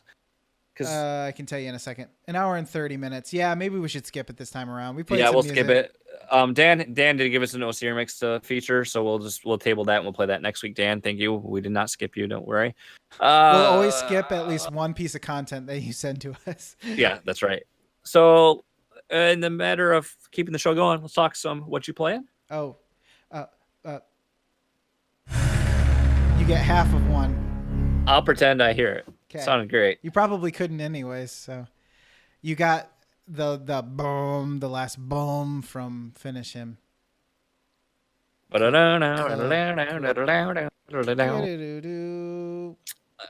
Lucas, I've done a lot this week. I'm juggling a lot of shows. I'm curious. I can't wait to hear your thoughts on one of your entries. That honestly. makes it tricky. So just it sounds like we're probably going to keep Hulu. So I was like, all right, finally I'm going to watch Rick and Hulu. Morty. So I've jumped into Rick and Morty season 1. I've Yes. jumped back into Adventure Time, picking up where I left off somewhere Didn't in they have a season season 2. finale recently? Adventure Time I think is done now. I think it's series finale. So I think I'm going to watch all of that, which Dang. is kind of interesting because it's they're only 12 minute episodes, so you can really fly through it. I think those are the only TV shows I've watched, and then I've jumped into graphic novels as well. I picked up Lumberjanes Volume 1. I think it's I think some people might be a turn off what the story is, but it's a story. I think it's like a group of, is it four? I think it's 4 girls that like this summer camp type thing, but there's like these paranormal and like there's this paranormal side of the comic too that they're out. Kind of reminds me a bit like a mix of Gravity Falls and Summer Camp, and there's like this whole paranormal side of things that like the encounters they've come into, and I don't really know where the story's going yet because with Volume 1 it's really just kind of started to Setting up characters show and it, all yeah, that. setting things up. So I enjoy the art. I If think it's a great comic. Super Skull always recommended it a lot on their podcast. So if I've learned anything about you is that if it's set in summer camp, you're probably gonna like it. apparently, and I Did you never ever went to go to? I camp. was gonna say No, maybe that's the maybe that's problem. maybe that's Because why. And Psychonauts is set yeah, in camp. Psychonauts.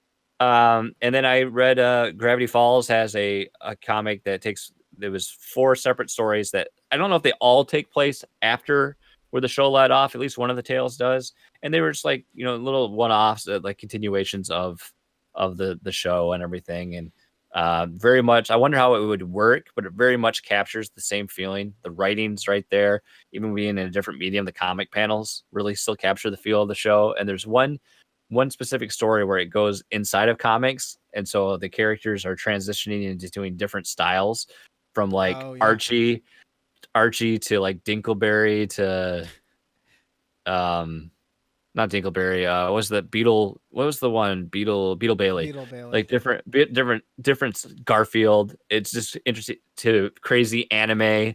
It's just crazy how it plays up all the tropes and does something unique with it. It was very interesting, and plus it's Gravity Falls, so I liked it. Yes, Mother. I'm sure this is the one Yeah, that's that the you're going one. to see. So we were like, we also watched the Price is Right documentary about this guy that was also on Hulu. I recommend that. It's very good. Yeah, Hmm. Mother with Mother. Jennifer Lawrence, and then what's the I can't remember the guy who plays her husband. Benicio del Toro. No, it's not him. He's in No Country for Old Men, right? Yes. But it's wow, yeah, like because the trailers and everything kind of played this up as, I mean, I guess it's still technically listed as psychological horror, but Yeah. it's I so going into it expecting that at first I was like a little bit disappointed, and I for the longest time I was like I have no idea what's going on with this, and Jess eventually like looked it up towards like when there's a little bit left, and she's like, do you want to know? And I was like, no, I want to be able to form my own opinion.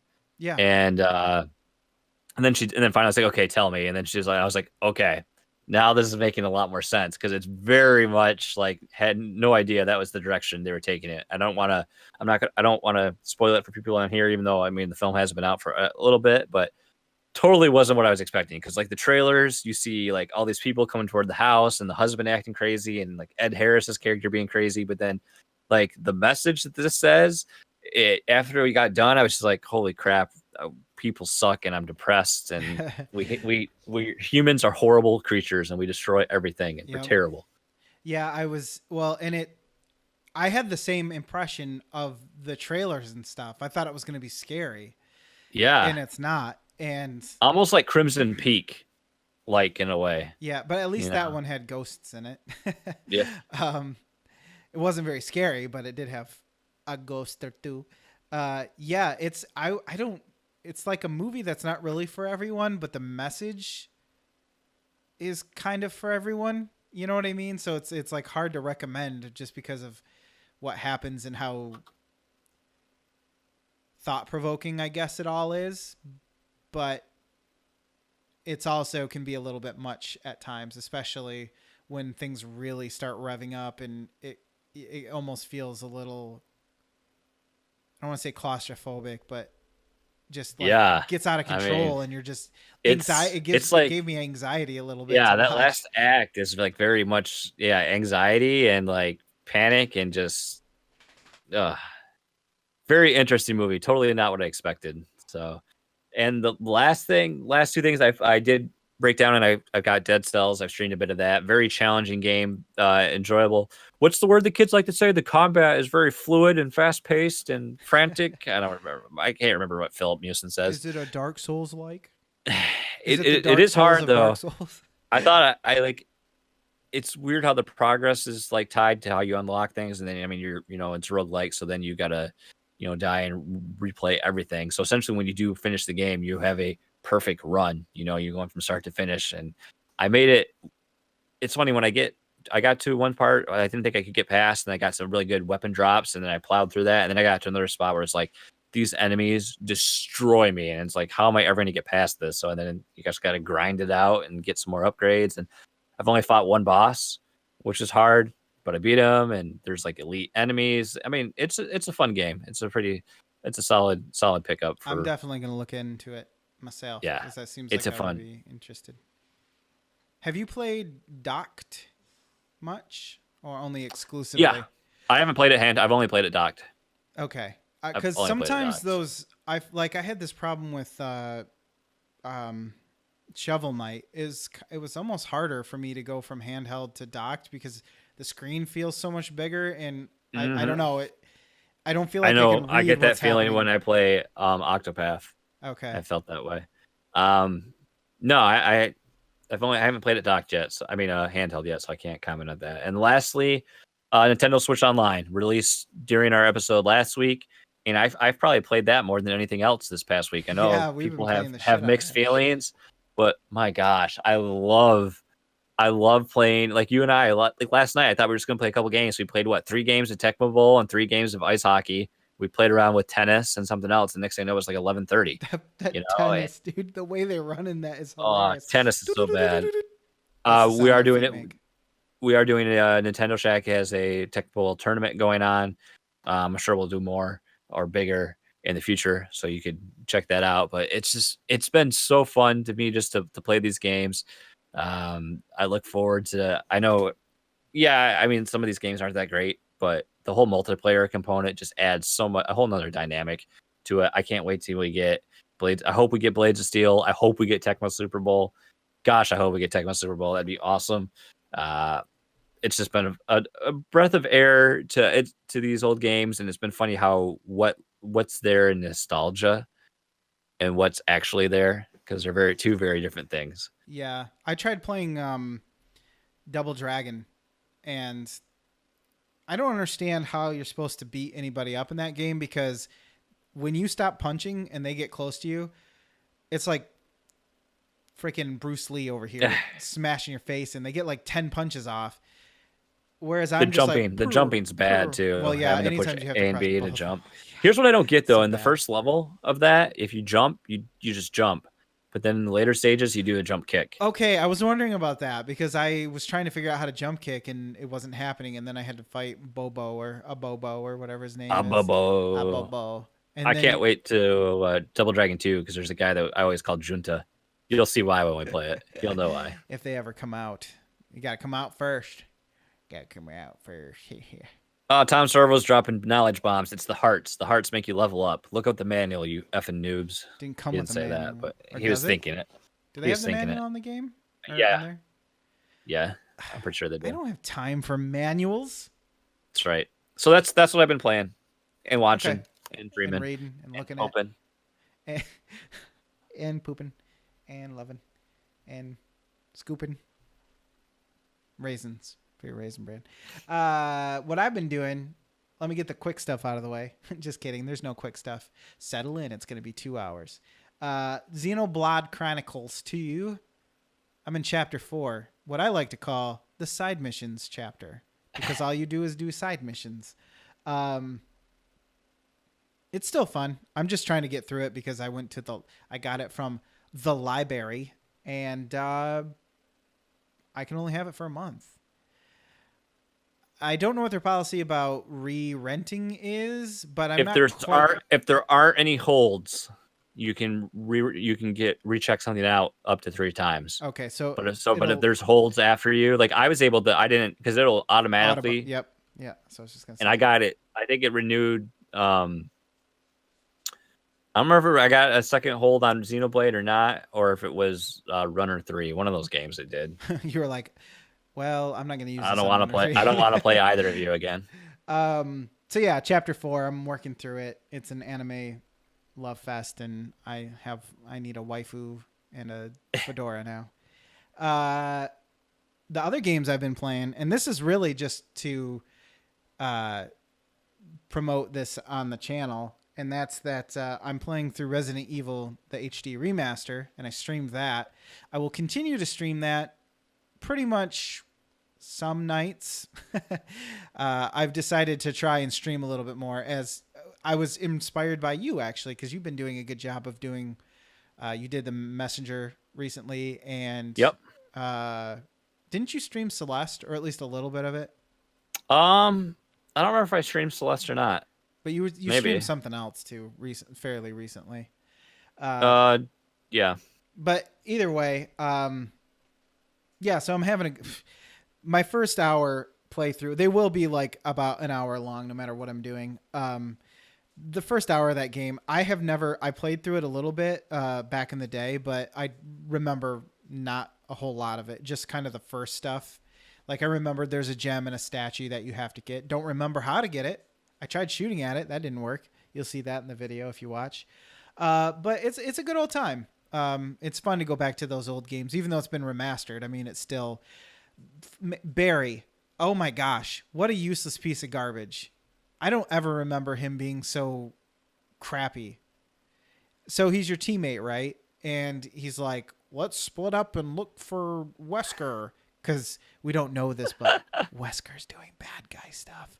And he's like, I'm going to check out this blood stain. And then he just stands there for 20 minutes. And you're just like, really? You're going to stand here and check out this blood stain while I go investigate the entire mansion? Cool. Thank you. It's like, it's the old storytelling from those days definitely does not translate to modern day. But that's okay, because that's just fun stuff to riff on. And let's face it, they replaced the original intro where it was like the live action. That was the best. Oh God, it's still as cheesy though. It's still just as cheesy. So yeah, I'm having a good old time with that. And then I played a little bit of Robo Recall because I checked to see if my VR headset would work. And I streamed that as well. There isn't any, you can't hear my hilarious commentary, but I did hook up my webcam so you could see my fat body just rolling around and ducking and trying to shoot things. That's a good game. That's do a barrel roll. Play. I look like a barrel doing a roll. And I really need you to come over and play it sometime because it's just we're gonna hang out in real life. No, I just say that and then we don't do it. Okay. It's got awesome music. Well, you can just watch my replay of it. What I don't like is when you stream it, apparently it shows you the high score that I'm getting on half the screen or almost half the screen, which is very obnoxious. But yeah, you can see me flail around like a big idiot. I somehow managed not to trip over Cody, even though he's laying like 1 foot away from me, but I didn't fall over and I didn't punch my TV. But yeah, I'm going to try to stream some more stuff. I'm also going to try to do more VR stuff. There's just not all really the things. a lot of VR that anybody would want to watch. Yeah. I watched a movie called Jabberwocky. It's Terry Gilliam's first movie, if I remember correctly. He did. Oh, wow. He directed The Fisher King, and he was connected to Monty Python. Yeah, and it's part of the troupe. That's all I can really say about that.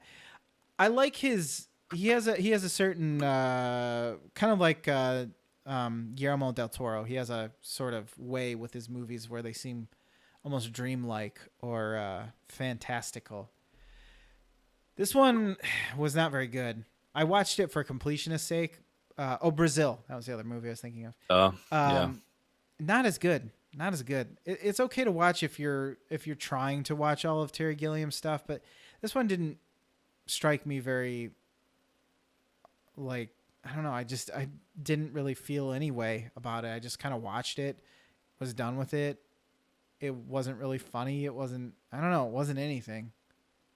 I wasn't happy that I watched it afterward. So I can't really say that I would recommend it unless you were trying to watch all of his stuff. It is in the Criterion collection, but Okay. apparently that doesn't mean much. So I don't know. It's a product of its time. It's not as funny as Monty Python and the Holy Grail. It's a medieval story, so that doesn't that doesn't help either because you're kind of expecting that level of silliness, but it really isn't. The lighting is not really that great. I don't know. There's not a lot going for it in my opinion, but Jabberwocky, it's out there, I guess. I got it through Netflix DVD, so you're probably not going to be able to find it streaming anywhere. And then to go out on a higher note, and probably something we'll talk a little bit more about, I started reading Saga because I got to thinking you were talking about it and it keeps popping up on the reason why I had gotten some other comic books or graphic novels was because I looked at a list basically. I said like, what are some of the best graphic novels to be reading? And I got things like Mouse and This One Summer, which is the one that I read, and Saga was on there too. Saga is much longer than some of the other ones that I grabbed. So I've been reading that on my phone, and I'll read like an issue when I go to bed, or something like that. Cause I don't like reading on my phone necessarily, but it's kind of nice when, you know, you don't really want to hold on to a book, I guess, but you are willing to hold on to your phone. And it's good, dude. This is probably one of my favorite books I've ever read. Graphic novels. It is really good. And I know you've been talking about getting into it, and I think you should. It's fantastic. I need to. I bought it like a year and a half ago. Oh, you do you have the first volume? I have just volume 1, I'm pretty sure. Okay. I'm reading the I can't remember what they call it, but it's basically like what The Walking Dead does, where they have the bigger issues. It's like the special edition or something, and it puts together a couple of different volumes. And there's 2 of those. There's like special edition 1 or whatever, and then special edition 2. And I think they're about 4 volumes each. And then those 2 bigger volumes stop conveniently at volumes 7 and 8, I believe. So I can pick up without having to check out and be like, oh, I've already read half of this comic or whatever.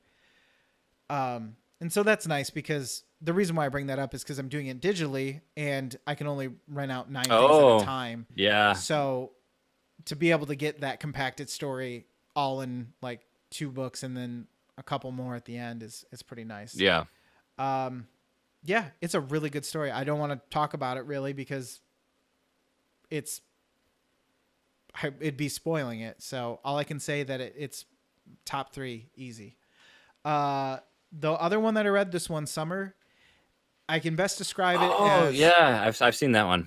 I think I've talked about wanting to read it before.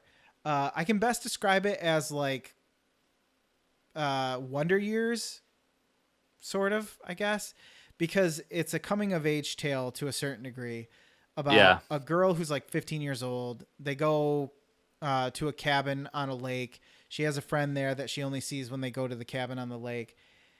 And it's kind of just about them. They don't explicitly say this, but I feel like they're kind of growing out of doing this kind of stuff and having fun. Like they're getting to that teenager age where they don't really want to do family trips anymore. They just want to hang out with their friends. But they're also not old enough to deal with some of the other kids there who've grown up now and are talking about like pregnancy and giving blowjobs and stuff like that and the size of their boobs. So they're like in that weird in-between area, I guess. I've heard a like lot of praise 14 for or this 15. book because it talks about the coming of age from a female perspective, Yes. which we don't see very often. It's so much the male side of that. There's story. only really the only male perspective that I remember seeing is the dad. And you don't see much of it, but it's just his relationship with his wife, which is also a little conflicted, and you learn about that in the story. And then there's also a guy at the store. You know how like these places, like all these lakes and stuff, they always have like that one mom and pop store like within walking distance, and then if you needed anything else, you have to like drive 20 minutes out of your way. So everyone just goes to that convenience store. And so the kid who runs that also has like a little story arc going on in there. But it's really good. It's not conventional of in the way that you would expect from a story from a graphic novel, I guess. But yes, it was really good, and I would recommend it. And then lastly, I read Tales of the Teenage Mutant Ninja Turtles, which is completely different than anything else I'm talking about. And I bring this up because I was actually disappointed a little bit by this book. What I didn't realize when I picked this up is the cover art is very new looking, but this volume was put together as the Tales of the Teenage Mutant Ninja Turtles, which was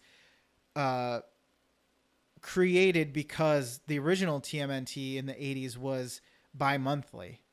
They did 6 issues and they would only come out every 2 months, basically, which they would do bigger books that were like 45 pages, but everyone was like, hey, you know, I want Teenage Mutant Ninja Turtles now.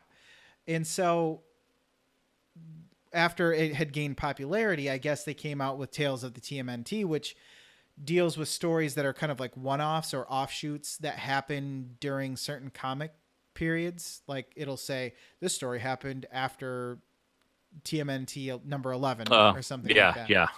And it actually introduced the Rat King, for instance. He's one of the first characters. The problem is like the art is just okay. It's a product of the time. I think I don't mind it very much, but if you're used to more of the like newer Ninja Turtles, you're probably going to be disappointed there. And I can't really fault it, I guess, for this. I think it's not really within my age range. The stories tend to be very like G.I. Joe-ish, I guess. There's just everything is just happening and there's like an easy explanation for the things that happen. And there's never any real depth to much. It's just kind of very face value stuff. So that's too bad because I've been wanting to read some of those. And I think you can enjoy it from a nostalgia point of view because I did. Like, it's funny to see all like they say the word wild. They say, "Oh, it's wild" a lot, which you never hear anybody say anymore, really. So, you know, from that perspective, it was enjoyable, but I was kind of let down because after reading so many good books and so many like deep story arcs and stuff like that, to go back to like a simplistic, you know, well, that's just because I have a grenade and it reminded me of Axe Cop a little bit, where everything's just kind of just spur of the moment coming out of the ether type thing. So yeah, I don't know. It's hard for me to judge because it's a product of its time and it's, you know, going up against some tougher reading material that I've been reading. So, but I'm glad I checked it out. I would be more interested. I thought I was getting the original TMNT series, so I'd be more interested in going back and reading those. So yeah, I guess is kind of where I'm coming from now. So, and that's what I did. That's all I did. Well, Dan's here now, so now we can address his claim that he's threatening to pull his Fluxtaposed from our campaign because Michigan has apparently, according to WXYZ Detroit, we have named Halloween candy, our most popular Halloween candy again for the third year in a row, is candy corn. What were thoughts, Lucas? What were the options? Because it's got to be traditional Halloween, like, right? You're not just gonna say. Well, okay, so this is according to Candy Store. Let's see what they have for sale. Because otherwise, it would always be like Snickers, right? We apparently Michiganders eat 150,000 pounds of candy corn each Halloween. Oh my God, no! And it's like Wisconsin's winner was Butterfinger, so it is the major brands too. There's Reese's peanut butter cups. Our favorite Christmas candy is reindeer corn, which is the Christmas variant of candy corn. That's stupid. This is terrible. This is terrible for lots of reasons. One, because candy corn is number one, but then number 2 and 3 were Starburst and Skittles. What the hell is going on? What do you think about those little pumpkins that just taste like candy corn, but they're pumpkins? Gross. That's the stuff that you were.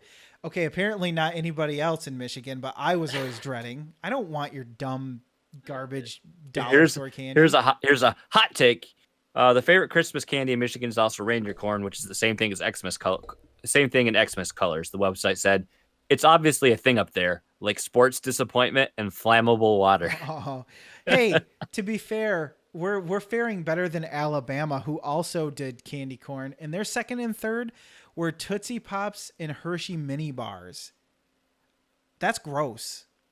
I don't like Hershey mini bars, and Tootsie Pops are just like they give them out for free at banks. What the hell's wrong with you? I don't Alabama. like candy corn that much. I mean, I've eaten it, but yeah, I don't know. Michigan Sorry, has let Dan. us down again. At least we got craft beer. Until they put candy corn in it. Oh, I think there already is. Exactly. Yeah, Servo's got a good point. Alabama wins college football every year, so they just do whatever the hell they want. Well, it's probably because they're fueled by candy corn. Candy corn, Candy Crush.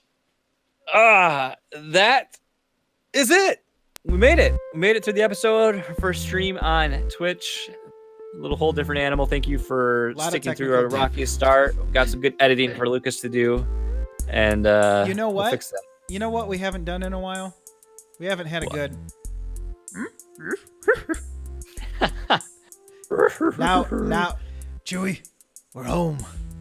Chewy, we did the Yoda impression. We're home. As always, please check out patreon.com/Fluxtaposed. Details on how you can do all this great stuff for this podcast. If you are listening at home, please hit up twitch.tv/Fluxtaposed. Give the channel a follow so we can help build the empire on Twitch. And we have to say thank you to all our patrons, but special thanks to our arbiters of awesomeness, Kevin Austin, Kyle Heyman, Edwin Callow, Tyler Rowland, Tom Servo, and our executors of excellence, Josh Burboni, Dan Anthony, Sirene. Thank you guys. We appreciate your support each and every month. And look out for all the Twitch fun all the time, all the things. We'll do it in a week and be live. And now I do Yoda.